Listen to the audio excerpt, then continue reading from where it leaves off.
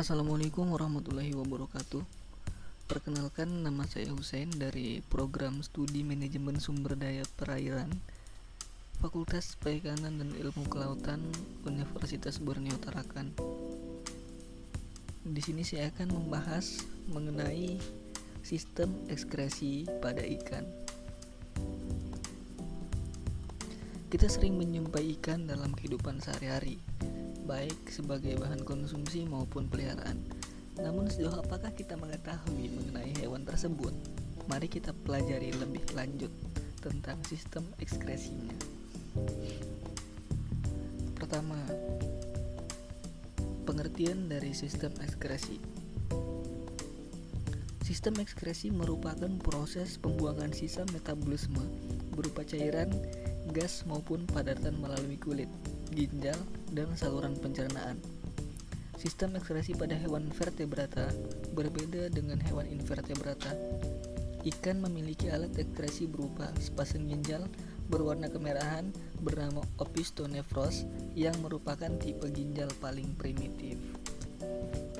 Sepanjang ginjal tersebut berada di atas rongga perut, di luar peritoneum, di bawah tulang punggung dan aorta dorsalis. Fungsi ginjal yaitu untuk menyaring zat-zat sisa metabolisme dan mengedarkan kembali zat-zat yang masih berguna ke seluruh tubuh, menjaga keseimbangan tekanan osmotik, dan menjaga kekentalan urin. Selanjutnya ada alat ekskresi pada ikan. Alat-alat ekskresi pada ikan sama seperti hewan vertebrata yang memiliki banyak fungsi. Fungsi sistem ekskresi ikan yaitu untuk regulasi kadar air tubuh, mengeliminasi sisa nitrogen dari hasil metabolisme protein, dan menjaga keseimbangan garam. Alat ekskresi pada ikan terdiri atas 3. Yang pertama ada insang.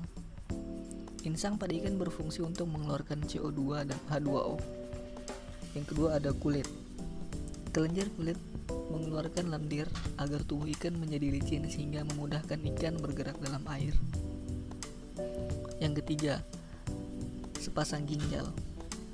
Pada sebagian besar ikan, sepasang ginjal berfungsi untuk mengeluarkan urin. Dan selanjutnya, ada tipe ginjal pada ikan. Pada ikan terdapat 2 perkembangan ginjal. Yang pertama, pronefros. Telah disebutkan sebelumnya bahwa ginjal pada ikan merupakan ginjal tipe primitif, dalam arti bahwa fungsi dan komponennya tidak sesempurna manusia. Ginjal tipe pronefros terdapat pada tahap perkembangan embrional ikan. Namun saat ikan beranjak dewasa, ginjal pronefros tidak berfungsi lagi. Pada ginjal jenis ini, tubulus bagian anterior tidak ada.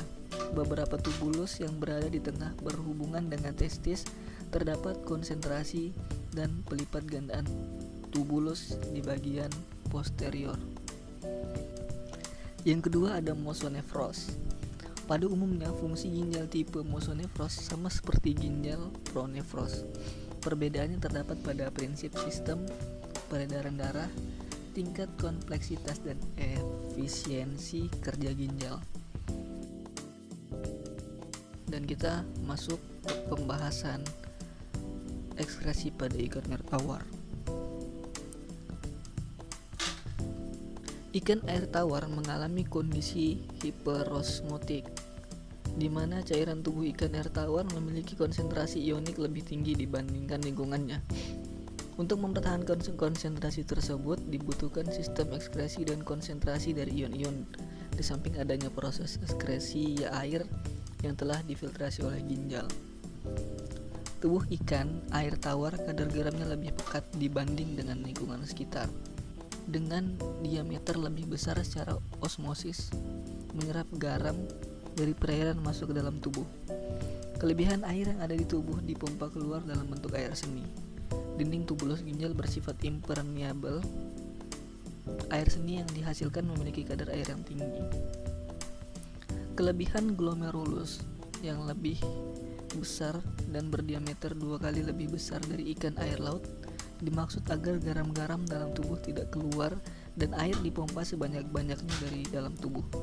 Ketika cairan dari dalam masuk ke tubulus ginjal, glukosa akan diserap kembali ke tubulus, sedangkan garam akan diserap kembali ke dalam tubuh. Selanjutnya ada ekskresi ikan air laut. Telah dijelaskan sebelumnya bahwa ikan yang hidup di air tawar dan air laut memiliki sistem ekskresi yang berbeda. Tubuh ikan air laut memiliki konsentrasi kadar garam yang lebih rendah dibandingkan dengan lingkungan perairannya. Hal tersebut disebabkan karena air garam pada air laut cenderung menyebabkan tubuh ikan air laut terhidrasi, berbeda dengan ikan air tawar yang memiliki konsentrasi kadar garam dalam tubuh lebih tinggi dibanding lingkungannya. Keseimbangan air dijaga oleh tubulus yang bergulung. Hasil yang hilang pada tubulus nefron termasuk air dan zat lain diaborsi kembali ke dalam tubuh lewat aliran darah. Corpus renalis ikan air laut berukuran lebih kecil dibanding dengan ikan yang hidup di air tawar, sehingga cairan tubuh tidak gampang keluar. Karena cairan tubuh perlu dijaga agar tidak terlalu encer. Ikan air laut memiliki kadar garam yang lebih tinggi di dalam darahnya. Ikan air laut cenderung lebih mudah kehilangan kadar air dalam tubuhnya, sehingga insangnya aktif mengeluarkan garam dari tubuhnya. Ikan air laut banyak meminum air yang berkadar garam tinggi untuk meningkatkan cairan tubuh, sedangkan dehidrasi dicegah dengan proses osmosis dan kelebihan garam dihilangkan. Karena ikan air laut berusaha mempertahankan kadar air dalam tubuhnya, maka volume pembuangan urin menjadi jarang terjadi, agar air tidak keluar dari dalam tubuhnya terlalu sering. Glomerulus ikan air laut menjadi lebih kecil dan lebih jarang dibandingkan dengan ikan yang hidup di air tawar.